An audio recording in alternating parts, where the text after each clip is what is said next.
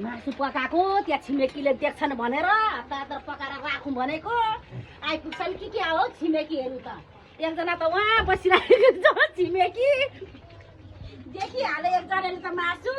अब अरू आउनु बाँकी होला हतार त लुकाइहाल्नु पर्ने मासु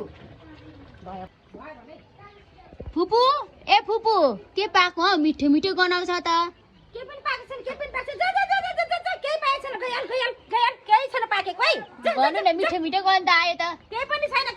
जा जा जा जा आज चाहिँ दरो खानु पर्यो मायालाई पनि पठाइदिइहाले जा भनेर आज चाहिँ मजाले खानु पर्यो अब चाहिँ मजाले खान्छु अब चाहिँ पठाइदिइहाले अरू बेला जहिले पनि मासु सुँगेर मेरो घर पत्ता लगाउने आज त म पत्ता लगाउँछु कविता दिदी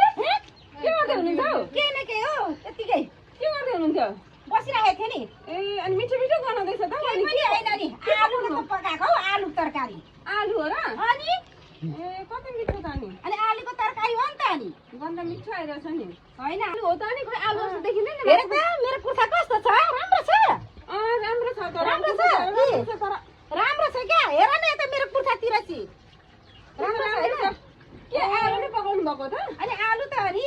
मेरो कुर्ता चाहिँ हेर न पहिले कस्तो छ राम्रो छ कि कस्तो हुनु छैन नि राम्रै छ नि के मासु पकाउनु भएको ल अनि थाहा पाउँछ भनेर होइन होइन आलु पकाएको